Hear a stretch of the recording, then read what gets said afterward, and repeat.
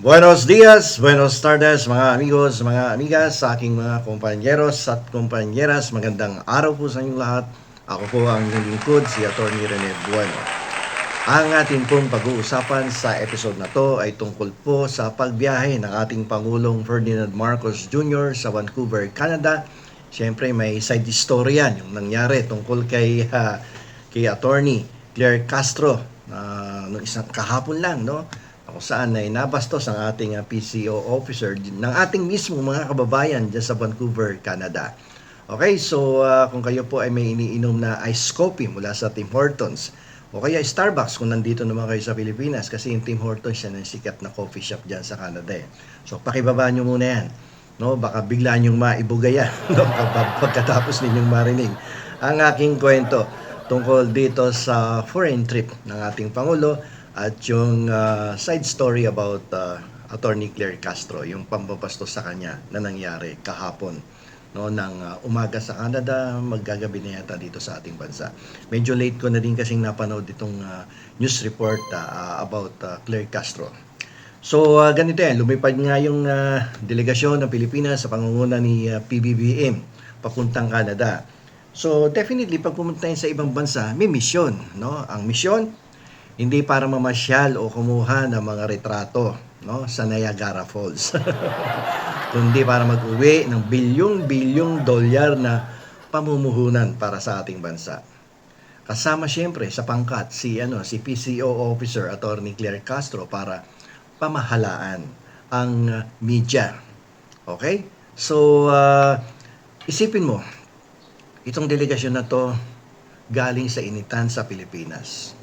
And then sumakay na eroplano, papuntang Canada. Tapos pagbaba sa Canada, imbis na malamig na simoy ng hangin at magandang tanawin, ang sumalubong. Ang narinig nila sa kalsada, parang ingay na nagsasabong na manok sa tapat ng sari-sari store. Kaya parang sinalubong sila ng mga palengkera na galing pa ng Divisoria. Doon pumasok si Attorney Claire Castro. Okay? So, imbis na makapagtrabaho yung tao dahil sa balita, sabi niya siya ay mag-shoot, no? Ng video yung ilalagay niya sa reels niya sa Facebook at other social media accounts ng gobyerno para maipalam sa taong bayan kung ano ang development ng foreign trip ng ating Pangulo sa Canada. Okay? So, aside from that, imbis na na-enjoy niya yung kapeng iniinom niya, no, habang nag-iisip ng content, no, para sa biyahe ng Pangulo, nakatikim siya ng matinding sigaw, bulyaw mula sa ilang kababayan natin doon na may dalang megaphone na kulang na lang ay isaksak sa tenga niya habang naka-live yata o nagre-record siya para sa Facebook, para sa kanyang content na ilalabas, no?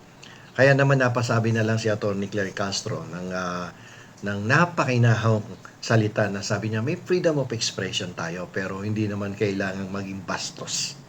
So yan po yung mga pananalitang binitawan ni Atty. Claire Castro after na siya ay mabastos ng ating sariling mga kababayan doon sa Canada. So dito napakamot na lang tayo ng ng ulo, di ba? Bakit nga ba ang eksenang ito ay parang telesering nakakatawa na nakakaawa? Okay? Okay, so ito bibigyan ko kayo ng ehemplo, no? Bagamat bilang Pilipino, ako nakapunta na din dyan sa Canada, pero first time ko nakakita ng mga ganitong Pilipino na nandiyan dyan sa Canada. Ilang beses na rin ako nakabiyahe dyan. Mababait ang Pilipino mga nandiyan dyan eh. Pero ngayon, nagulat nga ako kahapon nung napanood ko na mayroong mga ganyang Pilipino nga nagrarally at okay lang magrally pero yung pambabastos na gano'n, nagkaroon ng parang verbal abuse na eh. So, hindi na tama yon. So, ngayon, napansin ko marami doon sa mga nagsisigaw doon, yung mga sumisigaw doon, ay malamang yan mga permanent residents na yan. O baka yung iba nga dyan, Canadian citizens na nga eh. Kasi kung turista ka doon, hindi mo magagawa yan. Baka damputin ka doon ng mga pulis. Dahil nagkakaroon ng verbal abuse, no, banta na sa buhay, tapos sasabihan mo mamatay ka na. Merong violation doon, definitely. So, yung mga yon doon na yung nakatira, doon na yung nagtatrabaho, kung may trabaho. At higit sa lahat, doon na sila nagbabayad ng taxes, doon na sila nagbabayad ng kanilang buwis. Definitely, I'm very sure mga immigrants and citizens yan ng Canada. Okay? Yung eksena na yan, ito ay parang lumipat ka na ng ibang bahay. Immigrant ka na doon o citizen. Doon ka na natutulog, doon ka na kumakain, at doon mo na binabayaran yung kuryente mo. Tapos sisilip ka sa bintana ng dati mong bahay. Mumurahin mo yung nakatira doon. Dahil hindi mo nagustuhan yung niluluto niyang ulam para sa mga kamag-anak mong naiwan doon. Pagpalagay natin, nanay mo yung iniwan mo doon sa kabilang bahay, no? Tapos nakita mo nagluluto, tapos mumurahin mo kasi mukhang hindi masarap. Pero hindi mo na nga binili yung sahog. Ganito yan Pinintasan mo ng pinintasan yung ulam na mukhang hindi masarap. Hindi naman ikaw yung bumili ng sahog. Hindi mo na nga inaabutan ang nanay mo pambili ng gasol. Tapos ikaw pa ang galit na walang asin ng sinigang o mukhang walang lasa yung sinigang o nilagang baboy. Okay? So, wala kang ambag sa tax Wala kang inambag doon sa kabilang bahay. Dito sa sitwasyon na to, mga immigrants and citizens kayo dyan, wala naman kayong inaambag na taxes dito sa Pilipinas. Pero gigil ka. Nakatuto ka sa mga nagtatrabaho na mga opisyalis ng Pilipinas para sa kapakanan ng mga mamamayang Pilipino. Parang gano'n ang sitwasyon no? Gigil ka doon sa kabilang bahay, pero wala ka ng mga abag. Mga immigrant at citizens kayo sa Canada, gigil kayo doon sa mga nagtatrabaho na nagpunta dyan para sa mga Pilipino, pero wala ka naman taxes. Nagre-reklamo ka, naninita ka ng gobyerno. Pero yung sinisita mo, nagtatrabaho dyan para sa Pilipinas. Yung mga araw-araw na nakikipagbunong sa traffic sa EDSA, nakikipag-unahon sa LRT, at umiiyak tuwing kinsenas dahil sa kaltas sa tax nila, Pag-ibig, PhilHealth, and everything. Sila ang nagpapasweldo sa gobyerno, yung mga nagtatrabaho dito. Kaya kapag ang isang taong naka-branded na winter jacket sa Canada ang nagwawala sa harap ng kamera, parang ninakawan mo ng boses yung mga totoong nagtitiis sa Pilipinas habang ikaw ay humihigop ng mainit na sopas sa isang air-conditioned room sa isang condominium dyan sa Vancouver, Canada. Tama ba yon? Wala ka naman na itutulong sa bansa mo dati mong bansa. Tapos nang gugulo ka pa, sisiraan mo pa yung tao at ikaw pa yung may gana magmura sa mga taong nagbibigay ng sakripisyo para sa taong bayan, para sa bansa nila. Okay? So, imbis na mura, dapat nga pinagmamalaki mo yung mga dati mong mga kapwa Pilipino. Hindi ko na kayo tatawagin mga Pilipino, dating mga Pilipino. Okay? Ganito yan Ito yung masaklap dito. Habang abala ang ilang grupo sa pagsigaw at pagpapataas ng presyo ng dugo, abala naman yung buong Team Philippines sa paghahakot ng tagumpay. Kung titingnan lang nila ang mga bit-bit na pasalubong ni President Bongbong Marcos, baka i-report nila ang sarili nila sa mga immigration authorities sa Canada dahil sa hiya, no? Dahil sa kabastusan na kanilang ginawa. Okay, papaliwanag ko sa inyo kung ano yung mga nakuhang benepisyo ng ating bansa as a result of this foreign trip to Canada by President Marcos Jr. Okay, so para maintindihan niyo, lalong-lalo na yung nag-rally dyan sa Vancouver, at yung nambastos kay Claire Castro. Bago ninyo pakinggan to, tumakbo muna kayo doon sa rep at uminom kayo ng vitamins na mataukan kayo nang magkaroon ng laman yung inyong mga kokote. Okay. Meron po tayong nakuha ang bilyong-bilyong investment sa renewable energy. Nakakuha po ang administrasyon ng malalaking kasunduan sa mga Canadian firms para sa pagtatayo ng makabagong solar panels at windmills sa Pilipinas. Diba? So sa susunod, ang kuryente natin galing na sa hangin at sa araw. Hindi lang sa dasal. Itong solar na 'to, napaka-importante nito para sa pag-unlad ng ating bansa. Napaka-importante nito. Kaya lang, supposed to be na-develop na natin 'to, kaya lang yung pinagbigyan ng franchise ng ating gobyerno ng mga nakaraang administrasyon, yung parang patanggihan yung bata. Wala, eh, walang ginawa, eh, 'no, pinagkakitaan lang, 'di ba? Okey, isa pa, milyong-milyong trabaho para sa Pilipino ang nag-iintay out of this foreign trip.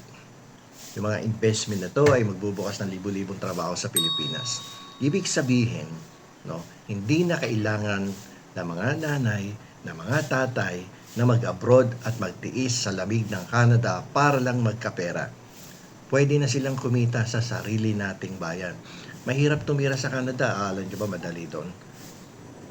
Yung lamig do'n 'pag may edad ka na hindi mo kakayanin 'pag umulan ng yelo. Sobra sumusuot dito sa loob ng iyong damit at sa paa. Manginginig ka talaga, halos mamatay ka sa lamig 'pag naabutan mo yung talagang winter do'n. Grabe ron. So kaya yung ibang nakatira sa Manitoba, sa Alberta, no? Even sa Quebec, lumilipat siya ng lugar na medyo mainit-init. Alam niyo yung biyahe na yan, yung tungkol sa pagkuha ng mga bagong kontrata tungkol sa renewable energy ay umingit ang tingin sa Pilipinas sa global stage bilang isang bansa na seryoso sa pagsagip sa kalikasan o green economy. So dito, sosyal na tayo. Hindi na lang tayo basta kilala sa bayan ng masasarap na mangga. Okay? So nung araw pag nagpunta sa abroad ang mga leaders ng ating bansa, pinagmamalaki natin yung matamis na mangga natin, no? Kasi exportable yan, yung mga mangga natin na galing sa probinsya. Okay?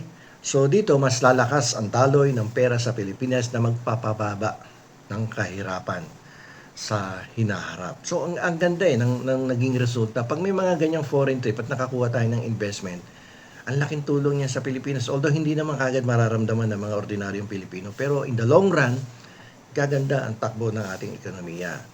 So isa pa, yung reputasyon ng ating mga OFW. Kaso masakit dito, ang mga legal at dissenting OFW sa Canada ay kilala bilang pinaka-masisipag. Masisipag ang ating mga Pilipino dyan, eh. At bukod sa masisipag, kilala yan bilang magagalang, no? Pinakamagalang ang mga Pilipino. At pinakamabait na manggagawa dyan sa Canada. Kilala ang Pinoy doon na lagi nagsasabi ng please at thank you, marami pong salamat. Kaya nakakapanghinayang po na dahil lang sa ilang individual na nag-amok sa kalsada. Baka isipin ng mga Canadian na ang pambansang sayaw natin ay pagtataray sa kalsada. So actually nakakahiya talaga yung nangyari na yun. Pero sabi ni Attorney Claire Castro, ilan lang naman yung nag-rally actually. Wala pa yatang 20 yun o 30, okay? So dito nagmukha tuloy tayong mga taong walang GMRC. Yung good manners and right conduct na mukhang hindi naman nag-migrate sa Canada kundi naiwan lang sa airport. So, sino ba yung mga taong alam niyo na namuno ng araw na walang good manners and right conduct? Yung mayat maya, nagmumura, puro kabastusan na lumalabas sa bunganga, di ba? So, mali yung ginawa, actually. Walang matinong isip ang magsasabi na tama yung ginawa nila. Pwede ka naman mag-rally, pero huwag ka mambabastos ng tao. Okay? So, dapat maging proud nga ang mga Pinoy sa Canada dahil ang bansang pinagmulan nila at dati nilang bahay ay hindi po nagpapahuli sa pag-unlad. Yung tagumpay po ni PBBM at ni Atty. Claire Castro sa Canada, yung mga kasama nila, yung buong delegasyon nila, ay tagumpay po na mapapakinabangan ng pamilya ng bawat Pilipino. Dapat pinagmamalaki natin yan. Hindi natin sila sinisigawan, pinabastos, minumura, pinananalangin na mamatay na. Huwag ganon, di ba? Dapat ipinagmamalaki natin sila. Alam niyo po, masarap ang buhay sa Canada, no? At masaya tayo, kami na mga Pilipinong nandito sa Pilipinas, sa mga naging tagumpay ninyo dyan sa Canada. Karapatan po ninyo na magkaroon ng sariling opinyon dahil demokrasya tayo. Pero ang pakiusap lang natin, kung ang pasaporte mo ay iba na, o doon ka na nakikinabang sa gobyerno ng ibang bansa, sana ay iwanan na rin ang ugaling mapang-api sa kapwa Pinoy na dumadalaw doon, no? Hindi para mamasyal, kundi kumuha ng mga opportunities for the Filipino people upang magtrabaho doon na para pakinabangan ng mga Pilipinong nandito sa sarili nating bansa. Baka sa susunod na may dumating na delegasyon na may dalang bilyong-bilyong proyekto para sa bansa, imbis na megaphone at mura ang isalubong ninyo, subukan naman po ninyong sumigaw ng proud kami sa inyo at welcome to Canada. Di ba mas maganda yung mga kabayan? Mas bagay pa sa magandang tanawin sa Vancouver, hindi pa nakakahiya sa mga dayuhang dumadaan na ang mga Pilipino ay nagkakaisa at hindi nag-aaway, no, sa ibang banyagang lugar.